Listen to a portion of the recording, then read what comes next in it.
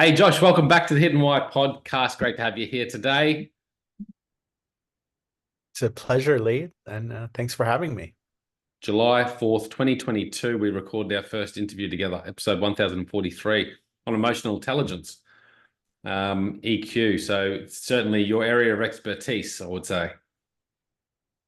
Well, I somehow it's been 27 years that I've been working full time on this project, and as we're going to discuss today, I think I might need to do a better job on this because the world trend is not going in the right direction.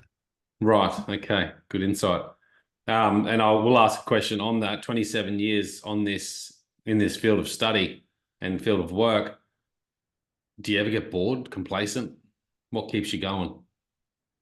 I'm sure there are days I get I get complacent and bored, but what keeps me going is when I work with people and I see that penny drop and they say, wow, my feelings are the doorway to creating the future that I want.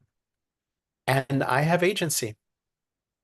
I can change, I can tap these feelings, I can change these feelings, I can use these feelings, and all kinds of possibilities open up.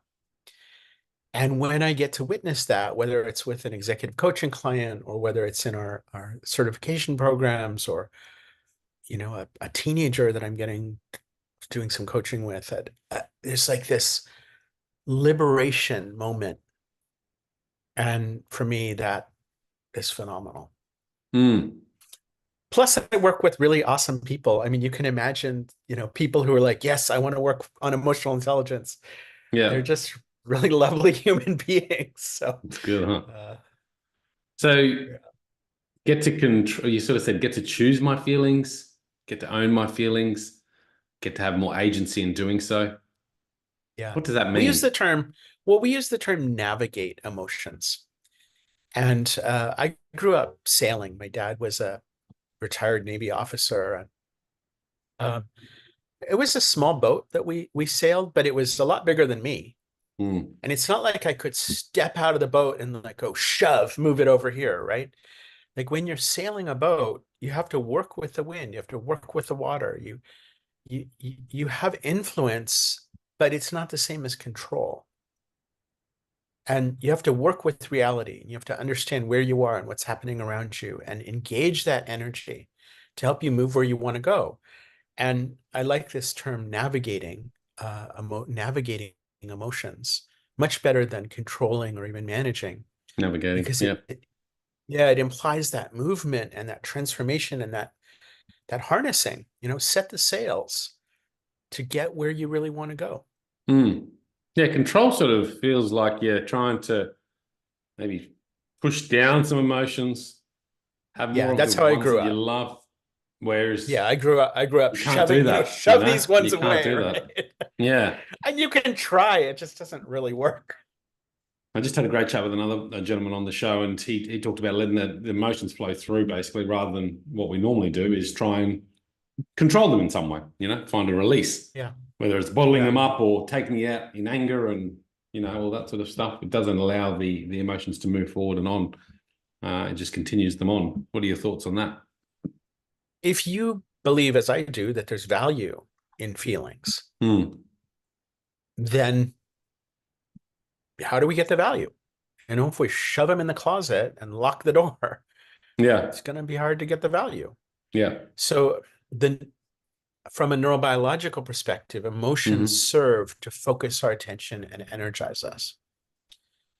And when you think about, the title of your show, uh, they kind of reveal that hidden why. They help us see, oh, this is something that's significant to me. And when we have big feelings, it's because we're perceiving a big opportunity or a big threat or both. And the emotions focus our attention and galvanize us to be able to handle that opportunity and threat. So there's a lot of value in that as a human, as a leader, as a person, just interacting with others, trying to figure out life. What if we had this kind of GPS that was saying, hey, are you paying attention to this? This matters, right? Hmm. And that requires accessing emotions in a very different way than I think most of us grew up with. 100%. I love that. So emotions serve to focus our attention and energize us. And as it relates to opportunities and threats, that's why they exist. And you might see a threat as a bad thing. Obviously, you want to avoid, an opportunity is a good thing you want to move towards. Emotions can really help us hone in, identify them, and take the best out of that situation. And get different perspectives, Yeah. right? And I think one of the problems that we have is that we get kind of set in seeing a particular way. We get on this path, and maybe it's not working so well, but we kind of keep sort of plowing ahead. And what if we had a way to look at it from different points of view? And I'm a CEO. I run an organization of people all over the world that I'm working with and supporting. And what if I had a way of kind of tuning in to different things that were going on for them and getting perspectives on what was important and how people were seeing things? Mm, And what if I could have that data for free just by looking at people and listening to them? powerful. Yeah, good stuff. Yeah, right. What do you do to become more aware of emotions? And I guess just to recap, I mean, we have discussed this in our previous episode, but what are some of the techniques we can do to really allow us to be more aware, I suppose, of our emotions so we can benefit from them? For me, one of the first steps was to start learning more words. I'm a pretty rational person. I grew up with two statistician parents, and uh, learning the theory, learning how you can see a logic in emotions was helpful to me. And so I just started studying and researching. We have a very cool tool on our website. It's free. It's sucsec.org/wheel. It's the emotion wheel. And you can click around and go, what does this mean? What does this do? And oh, trust is the opposite of disgust. What does that mean? And kind of looking at this logic, it's just one of many models that have we found useful. Why words? Like why words are good. Mm. Well, literally, when you put a name to a feeling, that Right. is emotional intelligence, right? You're bridging this kind of cognitive part of your brain, what we use to create words, and this affective or felt part of your brain where you're sensing something. Mm. And so this act of naming it's literally emotional intelligence, these two different parts of the brain working together. And there's some great science around this. There was a functional magnetic resonance imaging fMRI study where they showed people some disturbing video and then said, name your feelings. And just the process of naming feelings caused the part of our brain that makes us kind of fight, flee, and freeze, caused that amygdala to settle down just by naming feelings. So there's a piece here about like when we name it, we get some sort of sense of a handle on it. Mm. Mm. Okay, interesting. So the amygdala is where the emotions are stemming from? The amygdala is triggered by emotions to move us into protection. And when it's triggered, it activates all these other brain areas, which causes us to either run away, flee, freeze, hide, or fight. And most of us prefer one of those three. I tend to be a fight oriented reaction. And so when I start getting agitated, I'll just like start getting louder and uh, That doesn't going. that surprises me talking with you. Yeah. So what Yeah, I've worked on it. obviously. Amygdala. So tell us about the amygdala. So it's there, it gets triggered by the emotion that then causes us a behavior. Yeah. And one of the things that's key and that really connects with the research we're going to talk about today is that we don't, it's not like we reset to zero. So we are, at any given moment, we have a state, and that state is physical, emotional, and cognitive, and maybe more. Mhm. And that state is a sort of precondition, uh, or another metaphor. It's the pair of glasses we're looking through at that moment, and we interpret everything through that current state. And you'll have people saying, well, let's just be rational. Well, okay, let's be rational. To be rational, we need to understand we're not just rational. We are filtering every thought, every appraisal, every piece of data through this current state. And when we're in an escalated state, when we're in a more of that threat-oriented state, we're much more likely to see things as threats, and the amygdala has become more sensitive. So as we kind of have a more dysregulated situation, people that are around us are more dysregulated. What we're seeing in the news is more volatile. Our sense of security is lower. Our sense of threat is higher. The amygdala is more quickly triggered. It's like that Paul Simon song, imagine walking down the very same street on the very same day. But when we're in a more escalated state, we notice things that trigger us more and we're more quickly reactive. Okay.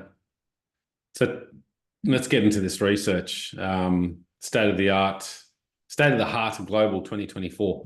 Fairly significant report here that I'm happy to share out for anyone. I'm sure. Is there a copy available on your website? Absolutely. SICSEC.org/SOH, State of the Heart, or you can just go to our website and search for State of the Heart.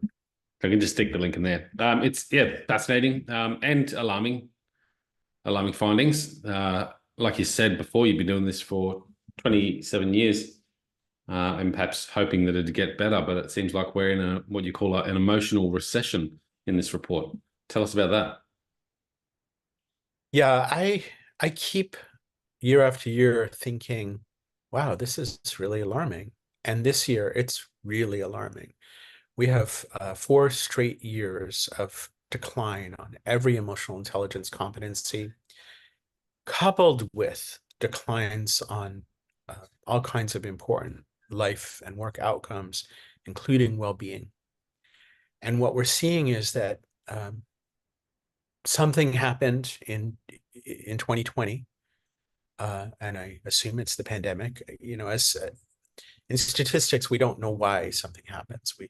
We can guess, but I assume it's the pandemic. I certainly experienced this sense of threat and fragility and chaos and complexity and overwhelm. I imagine you did too. Probably led you to start a podcast or something crazy like that. And and we all have been coping with that. And I don't know that we've sort of really found our equilibrium again. But you see this, like all of these trend lines are sort of flat or going up, no big changes from really 2015 to 2019, and then bang, this big decline in 2020, and then it continues in 21, 22. We thought it might flatten out. It flattened out a little bit globally, but it's because women started to go up in their emotional intelligence scores and men have continued to go down. And we now have the biggest gap between women and men emotional intelligence that I've seen in my years of doing this research. And the generation gaps are bigger than I've ever seen. There's so many areas of disequilibrium within ourselves and among one another that's really alarming. And I think we might all need to move to Australia because Oceania does have the highest emotional intelligence scores of all of the regions. So there's some good news for you. Interesting. So when you say, when you do this report, global study, you said, was it 4 areas of competency? Is that how you describe it? So there are 4 outcomes, and 4 outcomes? we have 8. Yeah, and we have 8 areas of competence. What are those 8 areas? Can I ask? Yeah, so I'll maybe just share them in 3 buckets because that's easier. The first bucket has to do with awareness, tuning in to your own feelings and reactions. So those are the first 2. And then the second bucket we call choose yourself, and it's really connected to this navigating emotions. Navigating emotions is one of the ones in that bucket. And this is about being more intentional, switching off the autopilot. And there are 4 competencies in there. Another one that's really been hit hard is we call exercise optimism, which is about creating new possibilities. That's That's one of the biggest declines in the last 4 years. And Wow. then, so the first bucket was awareness. The second bucket was about intentional choice. And the third bucket is really about connecting beyond ourselves. This is really woven into the work you do. And I'm sure your listeners have heard a lot of people talking about connecting with why, connecting with people, feeling the sense that you're part of something bigger.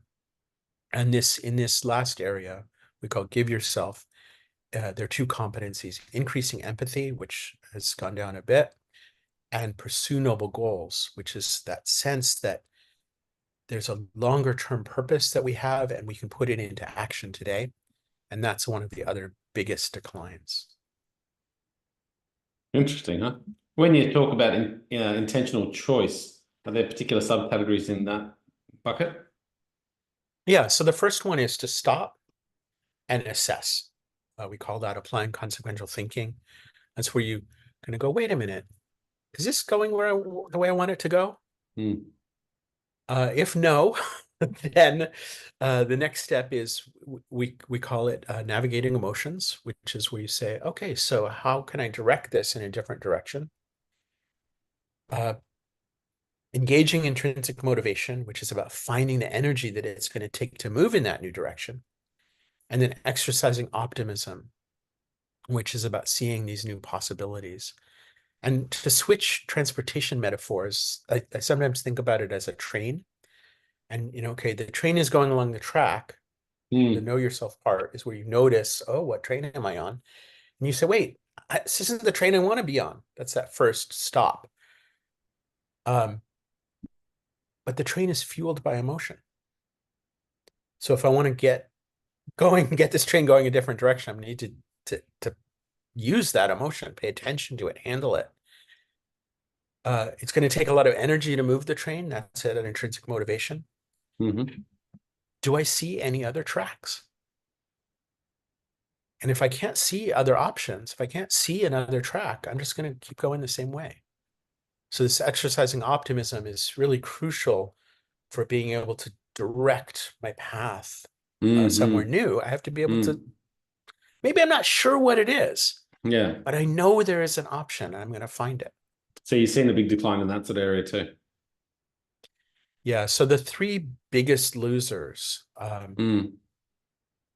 engage intrinsic motivation, exercise optimism, and pursue noble goals. And the Engage way in intrinsic motivation, Mhm, exercise optimism, pursue noble mhm. goals.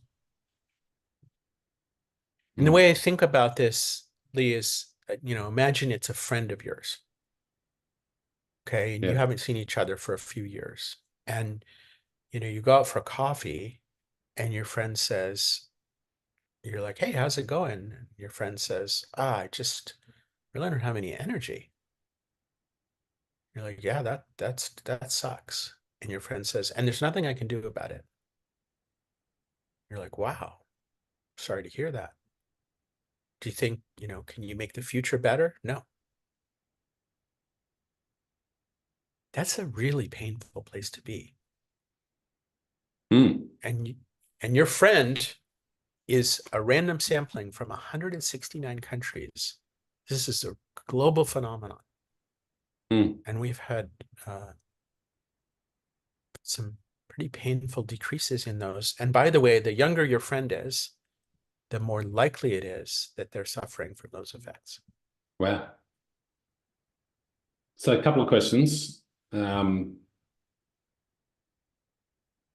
when you say there's been a significant decrease as a percentage or as an idea, what does that look like to put it in perspective?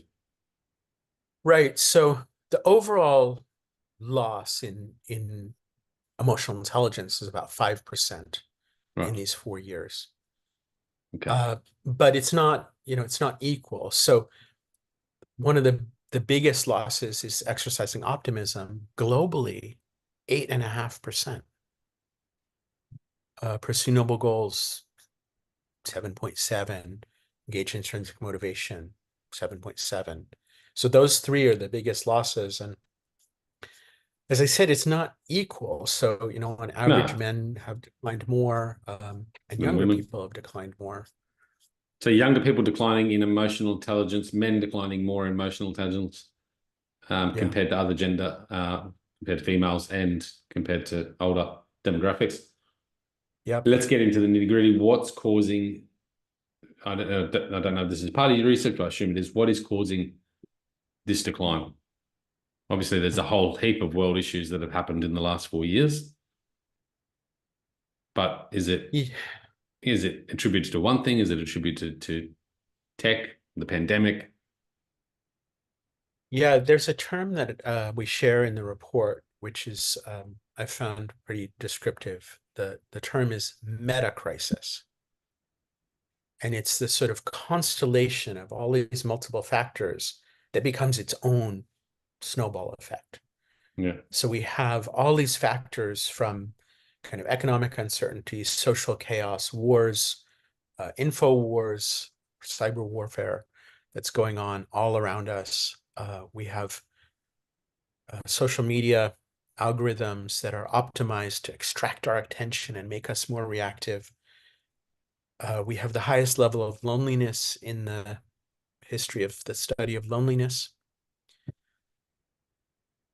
For me, the uncertainty, as a leader, uh, I used to really enjoy, kind of making a budget and preparing my forecasting and going to my board and saying, okay, here's the plan. I'm really confident in it. And for the last 4 years, it sucks because I go to my board and I see, here's our budget. And they say, how confident are you? And I say, I'm guessing. Mm. That is not a place I like to be as the CEO, I'll tell you. No. Thankfully, I have a very supportive board, and this sense that we're all in this together. But deep uncertainty. There was a recent article called "Our Brains Are Not Built for Uncertainty," and I think that's a big piece of it. But the concept of metacrisis, Lee, is this sense that like these factors contribute to each other, they pile on each other. And remember what I shared earlier about the amygdala. When we're in an escalated state, we more quickly escalate. Mm. So, it's like you're walking down a street at night and it's dark and you're like hearing some scary noises, and then somebody sort of steps out of the shadows. You're like, whoa, that's really alarming. That very same thing happens on a, beautiful sunny day, and it's really not a big deal. We, as a collective, we are on a dark street and there's a lot of scary noises. All right. That's a great way to explain it. So I think that kind of volatility fuels volatility. And this is the piece about recession.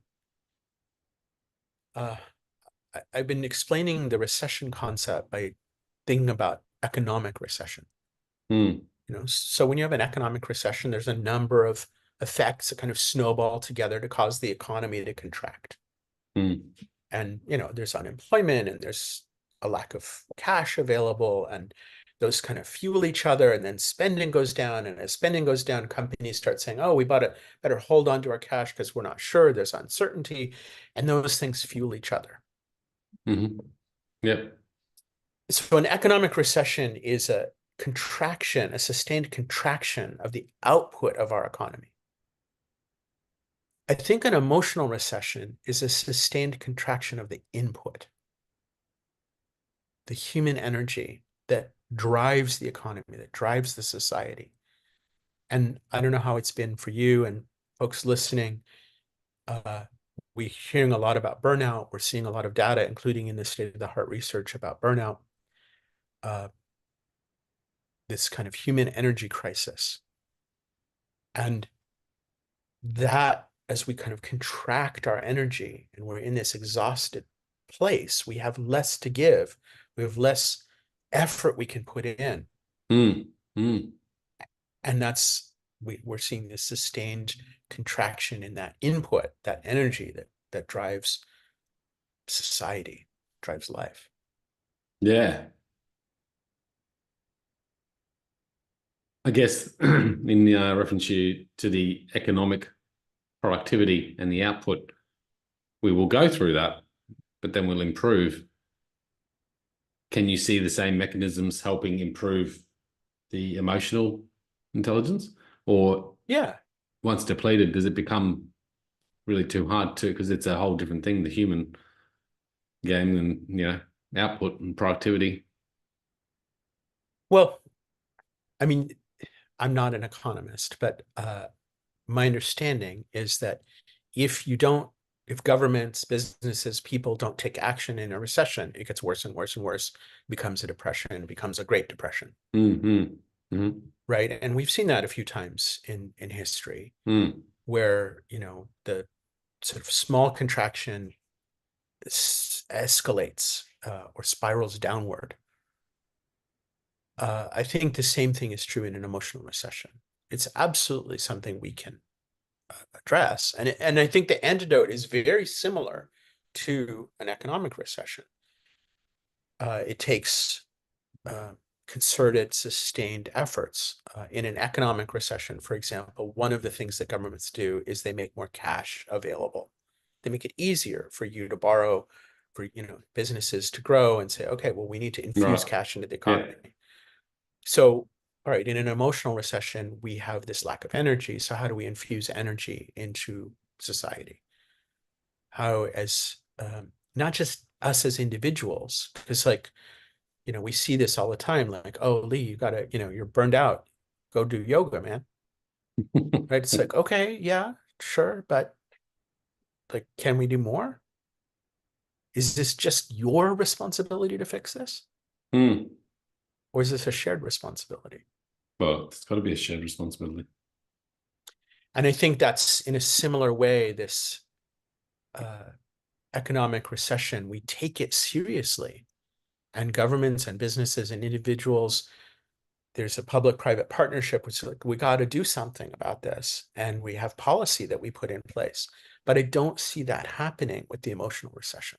No. With with the emotional recession, I see, the sort of narrative of, yeah, this sucks for you. You better take care of Yeah. yourself. Yeah.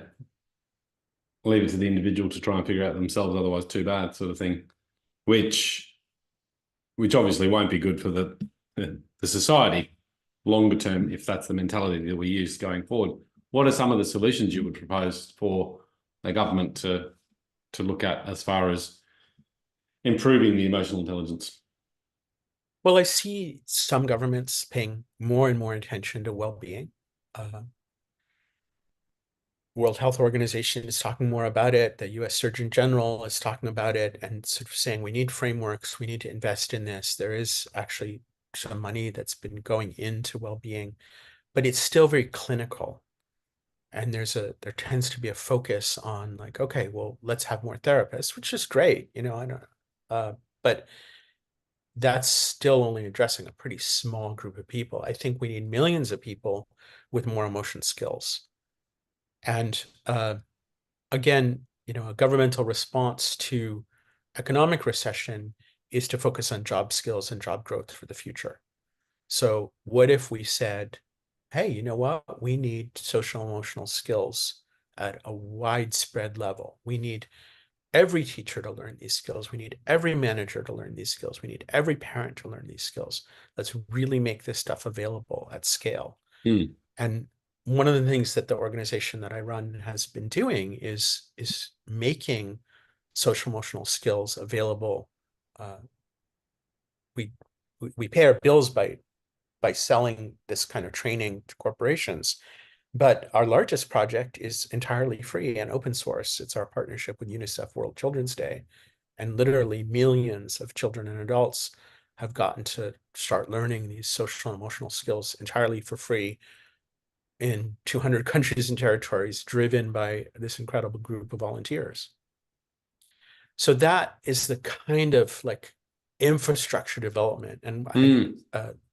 literally just came out of a meeting at UNICEF an hour ago. We're talking about what we're going to be working on this year and how we're going to grow this and how we're going to strengthen these public-private partnerships, strengthen these community efforts between individuals, between businesses, between government agencies to say, hey, this stuff is learnable. And by the way, it's pretty fun. and it's effective, and for a really low cost, we can make this accessible to lots and lots and lots of people. Mm. So I think that's the Education front and from a younger, yeah, I often wonder about that. Like, what are they doing at schools to battle what's coming? And I don't think there's much going on. They're just not using more of enough. what's coming to do what they're doing.